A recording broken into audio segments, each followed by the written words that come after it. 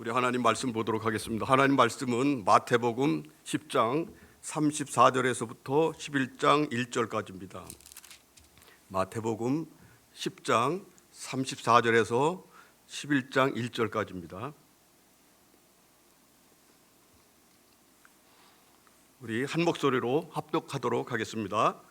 내가 세상에 화평을 주러 온 줄로 생각하지 말라. 화평이 아니요 검을 주러 왔노라.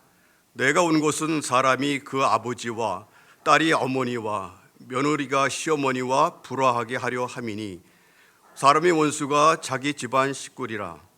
아버지나 어머니를 나보다 더 사랑하는 자는 내게 합당하지 아니하고 아들이나 딸을 나보다 더 사랑하는 자도 내게 합당하지 아니하며 또 자기 십자가를 지고 나를 따르지 않는 자도 내게 합당하지 아니하니라. 자기 목숨을 얻는 자는 잃을 것이요 나를 위하여 자기 목숨을 잃는 자는 얻으리라. 너희를 영접하는 자는 나를 영접하는 것이요 나를 영접하는 자는 나를 보내신 이를 영접하는 것이니라. 선지자 이름으로 선지자를 영접하는 자는 선지자의 상을 받을 것이요 의인의 이름으로 의인을 영접하는 자는 의인의 상을 받을 것이요 또 누구든지 제자의 이름으로 이 작은 자 중 하나에게 냉수 한 것이라도 주는 자는 내가 진실로 너희에게 이르노니 그 사람이 결탄코 상을 잃지 아니하리라 하시니라. 아멘. 마치시고 이에 그들이 여러 동네에 가르치시며 전도하시려고 거기를 떠나 가시니라. 아멘. 지난달에 1월 22일 날 아침 6시 반에 갑자기 카톡이 왔습니다. 담임 목사님으로부터 왔는데 안식년 기간 중간에 일주일에 한 번씩 새벽 기도를 부탁한다. 좀 해줄 수 있느냐 이런 그 카톡이 왔습니다. 내심 굉장히 놀랐고 상당히 좀 당황스러웠습니다.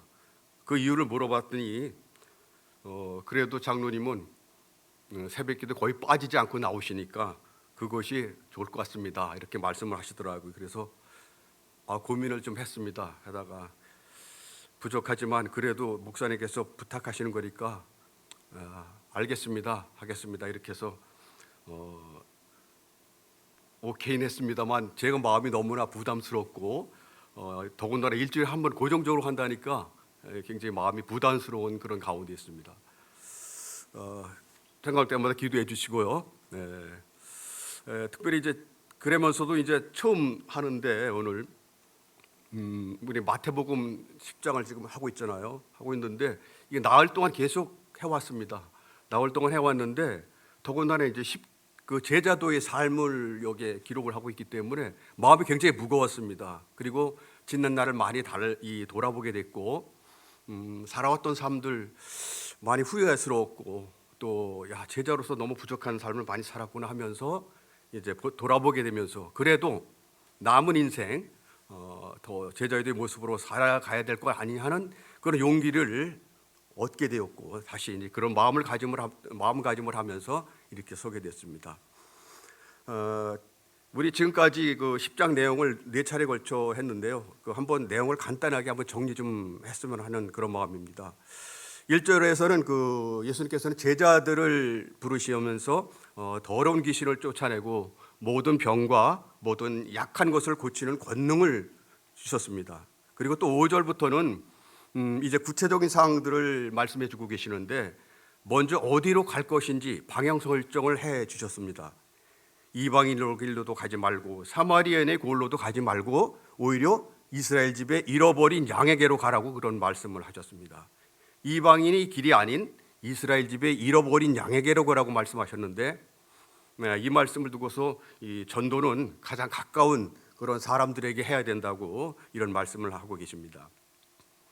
또 전파하는 내용을 보면은 7절에서와 같이 천국이 가까웠다라고 선포하는 것이고 또 8절에서는 병든 자를 고쳐주며 죽은 자를 살리며 나병 환자를 깨끗하게 하며 귀신을 쫓아내되 거저받았으니 거저주라고 또한 말씀하고 계십니다.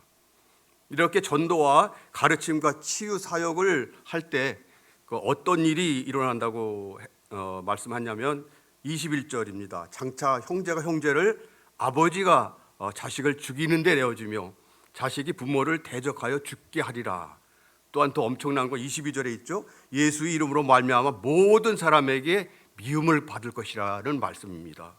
아니, 예수님의 제자로서 나가는 길에 어떤 축복해주고 아니면은 더 격려해주고 아니면 더 박수를 보내줘야 이런 부분이 아니라 오히려 핍박과 환난, 고난이 다가올 것이니까 마음가짐을 단단히 하고 나를 따를 것이라, 나를 따라야 된다는 것을 강조하는 부분이 부분이라고 생각이 됩니다.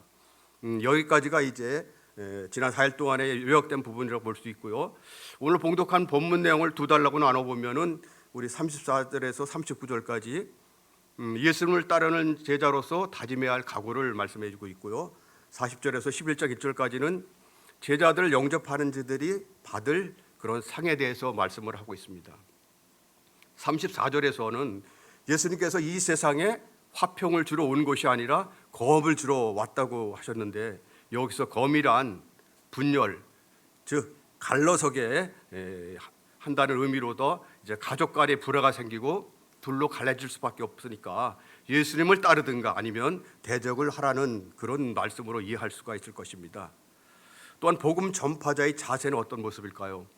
마치 양을 이리 가운데 보낸 것 같으니까 지혜롭게 하면서 아울러 두려워하지 말라고 이렇게 가르치고 계시는 것을 볼 수가 있습니다. 오늘 특별히 38절에서는 굉장히 부담스러운 부분이죠. 자기 십자가를 지고 나를 따르지 않는 자도 내게 합당하지 아니하니라, 그렇게 말씀하셨습니다. 이는 그런 마태복음 16장 24절에 이런 말씀이 있습니다. 이에 예수께서 제자들에게 이르시되 누구든지 나를 따르려거든 자기를 부인하고 자기 십자가를 지고 나를 따를 것이니라. 그런 말씀과도 동일한 의미이지만 앞부분에 자기를 부인한다는 그런 말이 생략되어진 것으로 우리가 보아야 할 것입니다. 병행 본문 마가복음 8장 34절과 누가복음 9장 23절에도 동일한 내용으로 이렇게 제자들을 말씀하고 계시는 것을 우리가 볼 수가 있습니다. 이렇게 마태복음 10장에서는 예수님을 따르는 그런 제자들이 어떠한 마음가짐과 자세로 임할 것인가 하는 그런 제자들을 말씀하고 있는데요. 사실 오늘날 예수 그리스도를 구주와 주님으로 모시고 사는 저를 비롯한 모든 성도님들은 예수님의 제자로서 자기를 부인하고 자기의 주어진 십자가를 지면서 나에게 주어진 길을 묵묵히 걸어야 한다는 것이 결론이겠죠. 그런데 오늘날 같이 이렇게 복잡하고 다원화된 사회 속에서 이 자기를 부인한다는 것이 얼마나 어려운 일입니까? 자기를 드러내고 자기 PR의 시대를 살아가고 있는데 또 이 자기를 부인한다는 것 정말 힘들고 어려운 일이 아닐 수가 없습니다. 어떻게 보면 이것은 이 시대에 어울리지 않는 그런 말이라고 할지도 모르겠지만 그래도 자기 자신을 부인해야 된다는 것을 전제 조건으로 하고 있습니다. 더구나 또 자기 십자가를 지고 예수님을 따른다는 것은 자체가 죽음을 각오하라는 말인데 과연 어떻게 적용하며 살 수가 있을까요? 굉장히 무거운 마음을 저는 금할 길이 없었고 또 그래서 이런저런 것을 공부하다 보니 이렇게 책을 찾다 보니까 옛날에 공부했던 그 책이 생각이 났습니다. 그 존 스토트 목사님이 쓴 제자도라는 그 책을 보게 되었는데 이번에 영국의 신학자이면서 성공의 신부였죠. 그리고 마지막에 이제 펜을 내려놓으면서 제자도라는 그런 책을 쓰면서 거기에 강조상을 이렇게 쓰고 있습니다. 나는 모든 예수의 제자들에게 그리고 특히 나 자신에게 이런 제자도의 모습을 보고 싶다. 이렇게 하면서 책을 썼는데요. 그 책에서 제자도의 변함없는 핵심 자질 8가지를 이렇게 말씀하고 있습니다. 다르게 산다, 그리스도를 닮는다, 성숙해 간다, 그리고 창조 세계를 돌본다, 단순하게 산다, 균형 있게 산다, 의지하며 산다, 마지막에 죽음으로 산다. 그러면서 우리가 예수님을 따르고 있다면 우리가 갈 수 있는 단 한 장소가 있는데 그것은 죽음의 장소라고 이렇게 말하고 있습니다. 오늘날 제자도를 그래도 잘 실천하며 적용할 수 있는 곳이 있다면 아마 일터라고 저는 생각이 됩니다. 우리가 경제 생활을 하기 위해 몸담고 있는 직장, 사업장 등의 그 일터를 말하며 이 일터 사역은 흩어지는 교회 사역으로서 대단히 중요하다고 아니할 수가 없을 것입니다.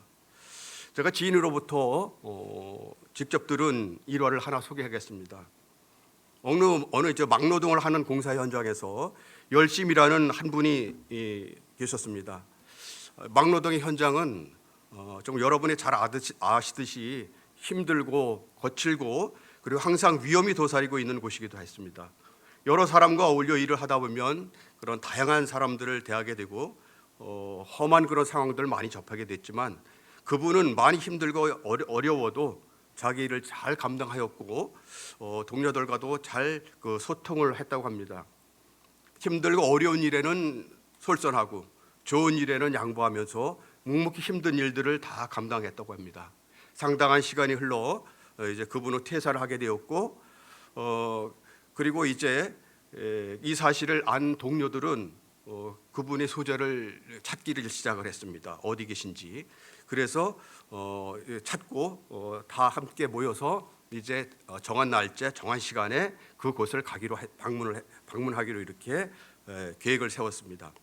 그날이 바로 그 교회로 모이는 곳이었고 그 교회는 바로 개척교회의 현장이었습니다. 개척교회 입당 예배를 드리는 현장이었는데 거기에 현장에서 막노동하고 있는 분들이 한꺼번에 다 왔습니다. 그러니까 그 좁은 예배당을 꽉 차게 된 이런 상황이 되었습니다. 그리고 그 예수를 모르던 그분들이 다 함께 거기서 예배를 드렸고 그분들이 결국 그 교회를 부흥을 시켰고 죽도록 평생을 충성했다는 그런 얘기를 들은 적이 있습니다. 그 목사님으로서 이거 신분을 밝히지도 않았고 성실하게 일하면서 삶으로 몸을 보인 그것이 그분들을 감독케 했다는 그런 표현이 될 수도 있겠습니다. 저는 30년 동안 공직 생활을 하면서 참 25년 넘게 신후에 선교 활동을 좀 조직하고 운영을 했습니다. 주로 총무일들을 해왔는데 인사 이동을 갖게 되면은 많은 분들이 이제 여기 오게 됩니다. 그 중에서 제가 가장 주목하게 봤던 것은 그 신상 명세서 거기에 크리스찬인지 아닌지 그거를 종교란을 표기하게 돼 있는데 그 표기한 것을 보면서 많은 사람들이 이제 발굴하게 됐고 특별히 거기서 나타나지 않은 분들이 많이 있었습니다. 예를 들어서 이제 자기가 크리스찬이면서도 크리스찬 아니라는 것을 이렇게 하면서 남들 모르게 이렇게 하고 지나간 사람들이 많았어요. 저는 그것을 이제 FBI 크리스찬이라고 했는데 이 사람들을 발굴해서 드러나게 하고 그 사람들을 보고 일을 하고 봉사하고 같이 섬기면서 직장 생활을 하자. 이래서 예배드리고 봉사하고 전도하면서 이렇게 하게 됐습니다. 왜 그러냐면 새로운 사람을 전도하는 것도 중요하지만 무늬만 크리스찬 아니면은 FBI 크리스찬들에게 다시 일어나서 용기를 주게 하고 직장 일에 열심히 하게 하고 희생하며 섬길 수 있는 이런 그런 현장을 마련해 주게 되었습니다. 그래서 이렇게 하게 되었는데 대부분의 이거 직장 생활을 하는 사람들이 많이 꺼려하고 있는 부분이 있어요. 왜 그러냐면 자기 앞에 승진이라는 것이 있기 때문에 그 조직 생활 속에서 아무래도 거기에 들어와서 나 크리스찬이요 드러내놓고 하면 많은 그런 불이익을 갖는다고 생각을 했습니다. 이것이 결국 그들로 하여금 위축되게 했던 부분도 있었고 많은 분들이 사실은 자기가 그리스도인이라는 것을 모르고 아니면은 이렇게 닫아놓고 이렇게 생활했던 부분이 있어서 이런 부분들을 하나의 사례로 제가 말씀을 드리고 있습니다. 그래서 저는 그 온 사람들 돌아보면은 굉장히 그분들이 교회 내에서 제자도 아니면은 그 일터 사역이라는 이런 부분들에 대해서 전혀 들어본 적이 없다고 이런 부분들을 많이 제가 접했습니다. 그래서 사실은 해당 교회에서 이런 그 직장 생활하는 분은 사업장이라든가 자영업자 하는 이런 부분들에서 직장에서 어떻게 삶의 일터에서 어떻게 교육을 하고 어떻게 그것을 이겨낼 것이냐 하는 실제적인 적용 훈련을 해야 된다고 늘 강조했고 또 아신 분들이 너무 많았습니다. 그래서 이 교회를 통해서 좀 더 우리 교회에서도 아니면 다른 교회에서도 일터 사역에 대한 관심을 가졌으면 한다고 저는 이렇게 생각을 합니다. 그래서 두 가지 사례를 들으면서 말씀을 드렸고요. 우리 사랑하는 성도님, 사실 제자의 삶이라는 것은 분명 커다란 섬김과 또한 그 희생 요구되는 만큼 하늘의 상급도 주어질 것이라고 믿습니다. 오늘 본문 말씀 42절을 결론으로 하여 마치겠습니다. 또 누구든지 제자의 이름으로 이 작은 자 중 하나에게 냉수 한 그릇이라도 주는 자는 내가 진실로 너희에게 이르노니 그 사람이 결탄코 상을 잃지 아니라이라 하시니라. 아멘. 기도하겠습니다. 사랑의 하나님 아버지, 예수님께서 본격적인 공생의 사역을 위해 12제자를 부리시어 귀신을 내어쫓고 모든 병과 악한 것을 고치는 권능을 주신 것을 감사합니다. 선택받은 12제자는 출신 지역과 다양한 직종을 가진 일터 사역자들이었는데 하나님 나라 확장과 건설을 위해 어떤 모습으로 나아갈지를 말씀해 주셨습니다. 오늘날 예수님 믿고 구원받는 제자로서 자기를 부인하고 자기에게 주어진 십자가를 지면서 나에게 주어진 길을 묵묵히 걸어갈 수 있도록 우리의 발걸음을 인도해 주시옵소서. 특별히 제자도를 실천할 수 있는 곳이 바로 일터이기에 지금 몸담고 있는 일터에서 제자도를 실천해 나가는 일터 사역자가 되게 하여 주시옵소서. 일터 사역이 흩어지는 교회 사역으로 단지 생계수단으로만 바라보지 않고 사역의 현장에서 제자도를 실천함으로써 선한 영향력을 끼치는 크리스찬으로 살아갈 수 있게 하여 주시길 간구하며 모든 말씀 예수님의 이름으로 기도합니다. 아멘.